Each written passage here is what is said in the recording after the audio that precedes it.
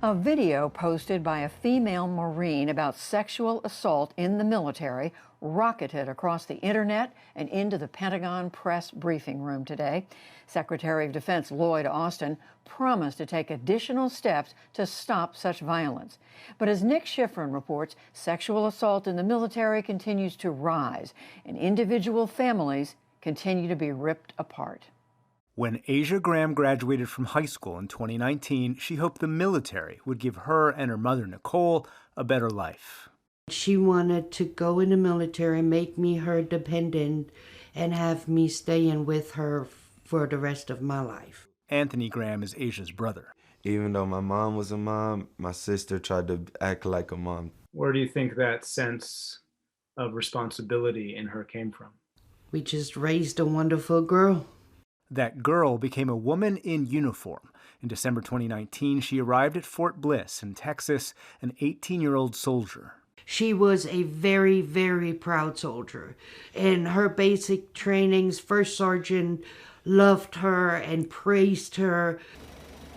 But she left the military draped in a flag. She'd been found dead on New Year's Eve 2020 in her barracks at age 19. An initial Army press release said, "The Iron Eagle team is deeply saddened by the loss of our friend and teammate." But a second statement 3 days later, after a local news report, revealed a darker time in uniform. Graham reported she'd been raped by a fellow member of her unit in December 2019. The Army said it launched a criminal investigation, separated her from her alleged attacker, and offered and encouraged medical help. In Nicole's home, Nicole and Anthony Graham keep a photographic shrine. The happy daughter of a white mother and black veteran, the smiling soldier, the confident girl, confidence that they say the Army extinguished. That same glow that she had about the military, that same happiness wasn't there. And they say what the Army claimed to have done to protect her isn't true, beginning with when she first approached her commanders. She got raped by a fellow soldier in December. She reported it in February. She was told to shut up, and the rapist was in her barracks, in her company, and she had to see him. Asia Graham's own words also suggest the Army didn't do what it claimed. In a message obtained by PBS NewsHour that she sent to a friend 4 days before she died, she wrote, "I told my non-commissioned officer, and he didn't take it that serious." She writes she then told a female sergeant who admitted she didn't speak up, and a similar situation happened to her when she first got here too. Graham told others who were more senior, but all they cared about was the Army doctrine and cover up themselves. "I really was asking for help and therapy. I just feel mistreated." Graham moved in with her brother off base to get away from her alleged attacker. The siblings had always been close. Anthony saw his sister's descent. She started drinking and taking pills and became self-destructive. She got a DUI. She died of an overdose. But in counseling, Anthony says she was told not to tell anyone anything.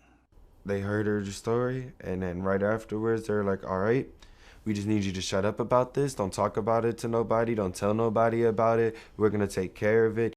Last month, Fort Bliss charged Private First Class Christian Alvarado with raping Asia Graham in December 2019, and 5 months later, raping another woman, and 3 months after that, sexually assaulting a third woman. Per Army regulations, he's still on base, on active duty, and free. Is what happened to Asia Graham typical? Yes. Who's responsible for the soldier's well-being? It's the chain of command. They didn't listen, and in this case, the survivor is dead. Camilla Vance Shadley and her husband, retired Major General Robert Shadley, are with Never Alone Advocacy, a nonprofit that helps military victims of sexual assault. Over the past decade, the number of reported victims has doubled, from 3,327 in 2010 to 7,825 in 2019. But the actual number of sexual assaults, including those not reported, is estimated to be 20,000.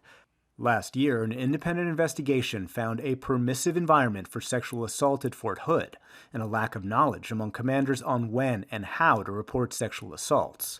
At Fort Bliss, Graham faced the same challenges. They actually are allowing the commands to make choices as to what rules they will follow, they won't, And Asia's the perfect one. 4 people knew that she had complained. It is not the chain of commands choice to whether to believe or not.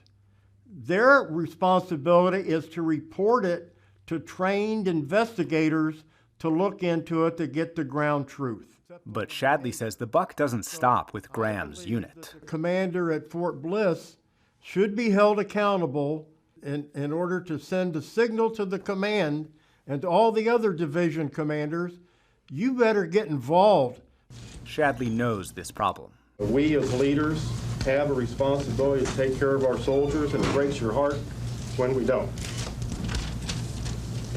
In 1996, he commanded the Army's Aberdeen Proving Ground in Maryland when it became known that drill sergeants had been preying on young female trainees. I have been told by hundreds, if not thousands, of soldiers that they don't trust their chain of command. This is a force readiness issue. I predict a young leader is going to stand up on the battlefield and say, "Follow me," and the soldiers are going to say, "I don't think so." In a statement to PBS NewsHour, Fort Bliss says it's investigating when Graham originally reported to her commanders and, quote, if indeed those leaders took no actions, then failure to act would be unacceptable. But other service members say their leaders also take no action. I've dedicated my life to the military. In a viral TikTok video, a Marine says her commanding general allowed her perpetrator to stay in the service. And this is exactly why females in the military kill themselves. This is exactly why nobody takes us seriously.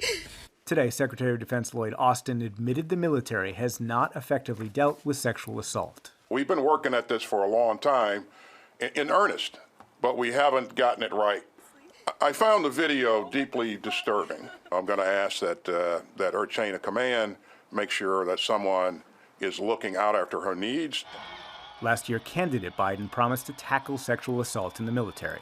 At a fundraiser, he said commanders should be removed from sexual assault reporting and prosecution decisions. We have to change the culture of abuse in this country, especially in armed services. I'd immediately appoint a commission of current and former military leaders, sexual assault survivors, and their advocates and sexual assault experts, and give them 90 days to make concrete recommendations to me, including on prosecution decisions.